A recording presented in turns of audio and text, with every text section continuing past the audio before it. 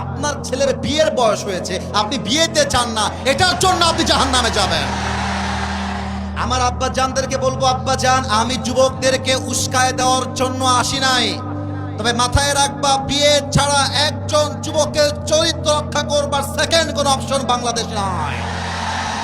এখন আব্বা বলবে, হুজুর আমার ছেলে তো কামাই করে না, টাকা নাই, বাড়ি নাই, পয়সা নাই। আরে আমার কথা, আমি সেই মেয়েকে বিয়ে করব যে আমার সঙ্গে ডাল ভাত খেয়েও থাকতে পারবে। আমি সেই মেয়েকে বিয়ে করব, ভাত হবে আমার, গোস্ত হবে আমার, 2 পিস হবে গোস্ত, 1 পিস খাবে সে, 1 পিস খাবো আমি। That is the solution. আর আব্বা জান আপনি কি বলবেন? আমার কথাটা একটু শোনেন। আব্বা বলবেন, ছেলের আব্বা, এই কার আব্বা?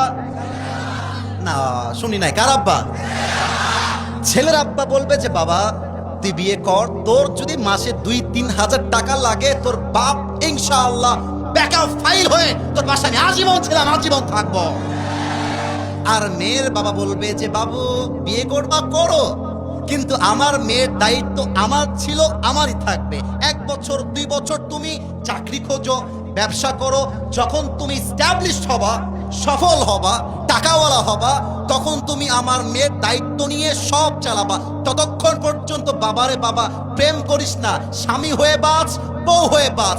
বাপের সাহায্য, মেয়ের বাপের সাহায্য, দুইটা মিলে গেলেই খাপে খাপ মঞ্জুর বাপ। আল্লাহ বাবাদেরকে বোঝার তৌফিক দান করে, পড়েন সবাই আমিন। 3 নাম্বার কথা যুবকদের জন্য বলা যাবে না? তোমরা রাগ করে আছো না? বলা যাবে?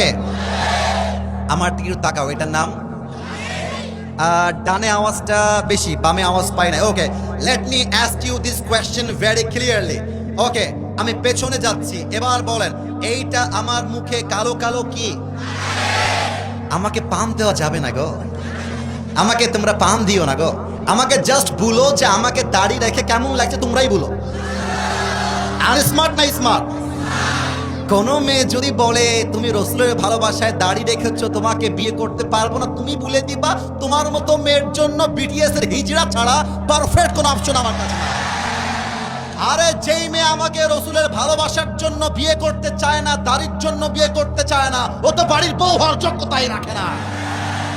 যে আমাকে দাড়ির জন্য বিয়ে করবে, সে আমার বাড়ির বউ হওয়ার যোগ্যতা রাখবে। কথা ঠিক আছে কিনা বলেন? তাহলে আমাকে ওয়াদা দাও, বলো সবাই হুজুর।